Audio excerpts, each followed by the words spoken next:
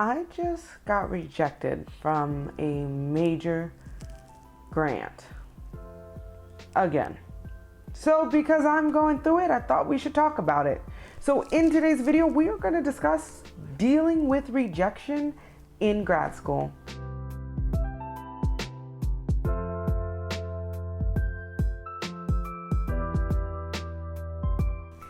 Hello everyone, and welcome back to my channel where we talk about everything grad life, grad advice, research, and today we are talking about rejection. The funny thing is, when I first came up with this video idea, I had a full script and a lot of ideas of what I should say, and then I got rejected.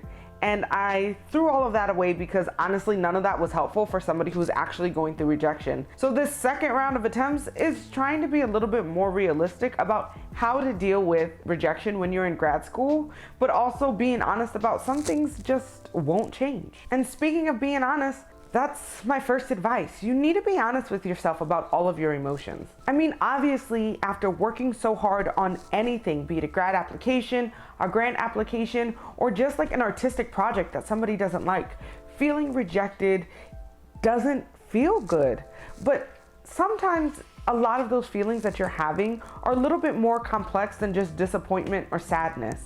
And until you can recognize all of those feelings, it's kind of hard to get over it because you're not really dealing with everything that you're feeling. I mean, you gotta ask yourself, are you sad because you worked really hard and it didn't work out? Or are you really scared because you tried your best and it didn't work and you might feel like your work will never be good enough? I mean, I know that sounds mad heavy, but that's kind of the point. It's that sometimes when we feel rejected, there are deeper things going on than just feeling sad or disappointed. Sometimes it's deep insecurities and fears that are coming up, and we have to be able to acknowledge them so we can address them. Because if you're just trying to distract yourself or minimize how you feel, then you actually don't ever really end up any less upset. You have to be honest with yourself and brutally, vulnerably, transparently honest to really get to the crux of what you're feeling so you can follow the correct steps to talk yourself down, to give yourself realities, or just to remind yourself that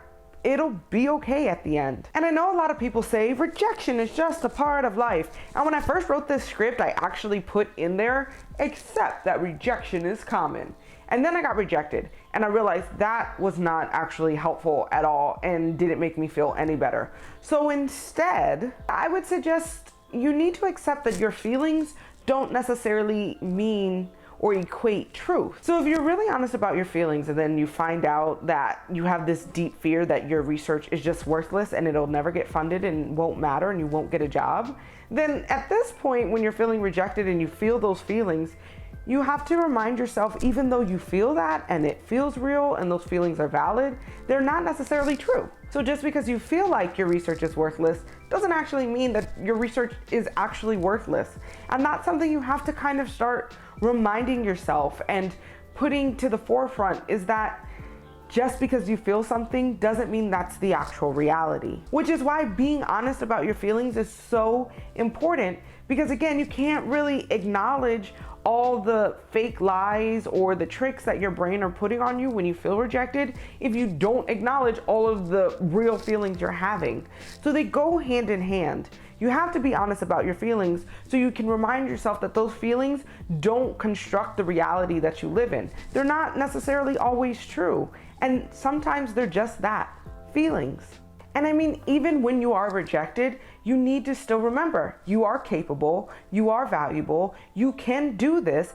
Even after being rejected, you can still be successful. Even if you're afraid, even if you're doubtful, you can still achieve great things. Also, it's really important to remember these rejections aren't necessarily rejecting us, like us, the full package, us as people, or even rejecting our proposals or what we want to do in our research. Instead, they are quite literally just rejecting our applications. And applications can change, they can be modified, they can be edited, they can be reworked and reimagined with the same proposal and the same person behind it and be accepted later.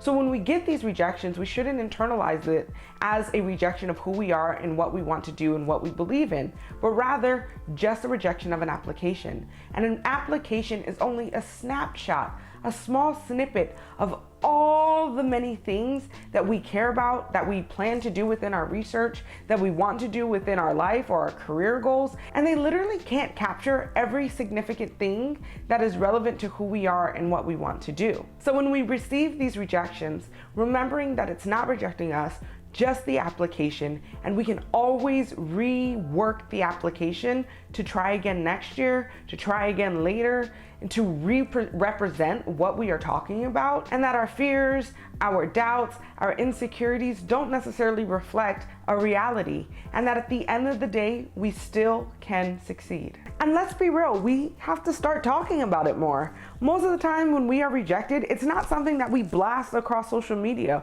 or even tell our friends or our cohort, because it's kind of embarrassing or uncomfortable, or again, brings up all those insecurities and brings them to the forefront. And so when we talk about things, we only really talk about our achievements, which is good. Talk about your achievements. You achieved them. You deserve them. Talk about it. But also be aware that when you see a bunch of people talking about their achievements, it's because they're also not discussing their rejection.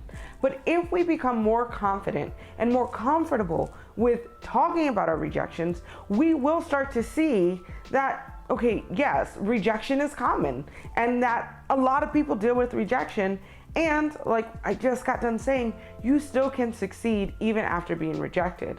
Also, if we start to talk about it more, then we're able to start to build a community or a support system of people who are going to be more encouraging, uplifting, and understanding of all of our feelings. And then we can spend that time talking, working together, and validating our feelings to develop better research proposals, or at the very least to just feel less alienated, less embarrassed, less, uncomfortable with the fact that somebody told us no.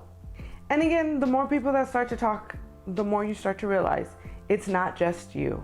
At the end of the day, I know what has helped me get through or deal with rejection while in grad school is remembering that I could get 1 billion rejections, but all I need is one acceptance. And I mean, I've dealt with a lot of rejections, even applying into PhD programs. Every school that I applied to, except for one, rejected me. And now 3 years later, I'm at that one that accepted me and feeling pretty good about things. So it's important to not get bogged down with all the people or all the grants or applications that tell you no, and just keep pushing to find a yes. And sometimes that yes is in the place that we originally applied to and got rejected for at first. And sometimes a yes is somewhere completely different. But at the end of the day, you have to keep working, continue to learn about the grad process, to learn about yourself and your own emotions, and seek advice from people. So if you're interested in hearing more grad advice, learning about more grad life, and exploring everything research, don't forget to subscribe.